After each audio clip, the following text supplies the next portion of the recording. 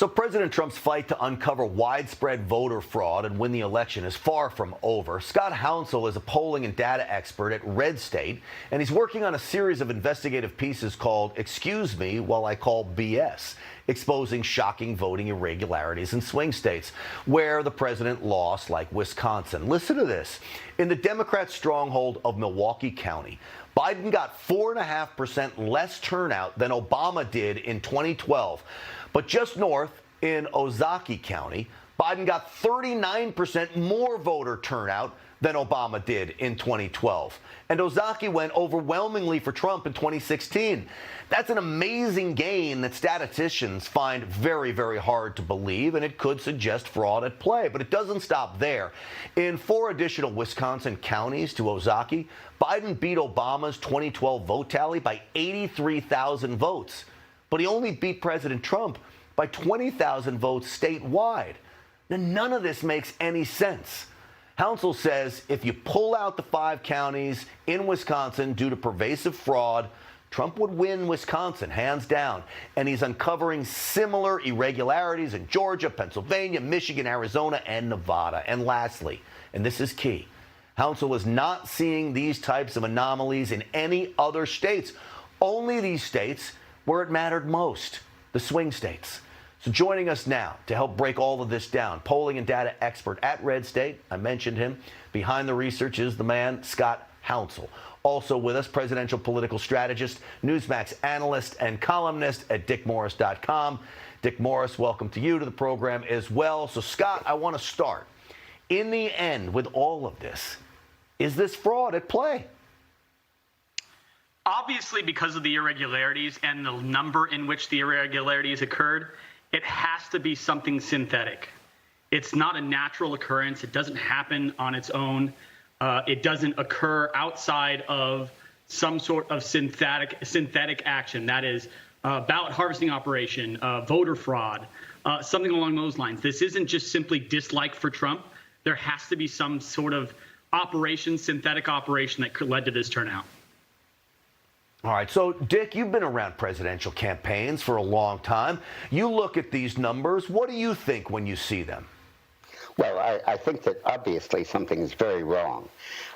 The way I come at it, it was a little differently because I'm basing in polling. It's no longer feasible to do exit polls because so many people vote by mail or absentee.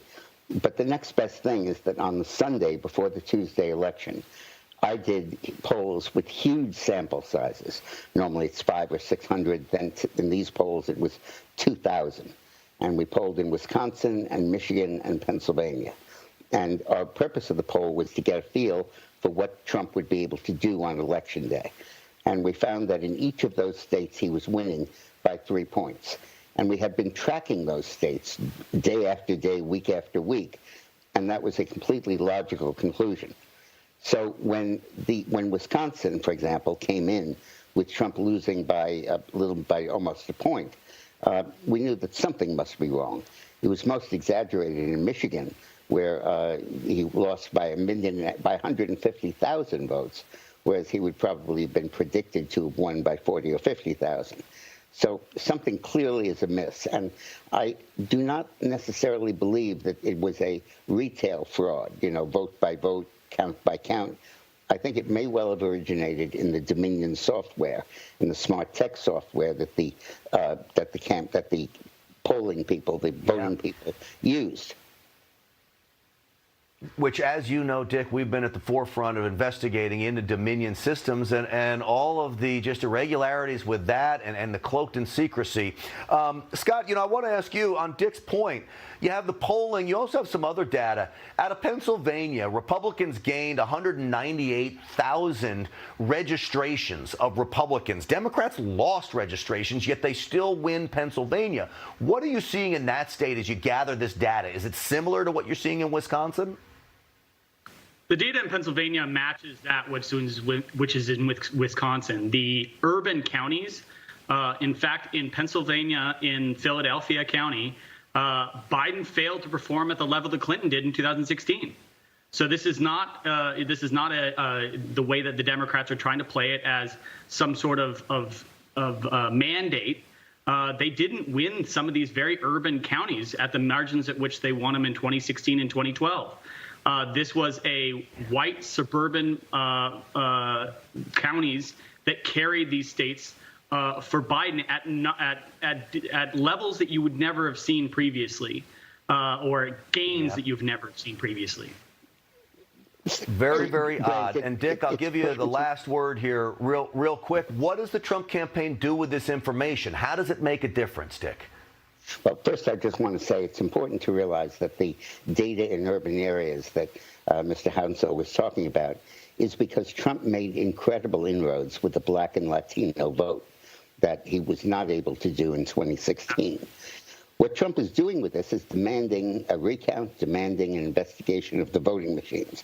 But what has to happen is the court of last resort is the state legislatures. They have the power to name the electors. And I urge people to go to my website, dickmorris.com, and get the names, addresses, e-addresses, and phone numbers of the speakers and the majority leaders in these states. And tell them that you want them not to certify the election returns until they do this recount.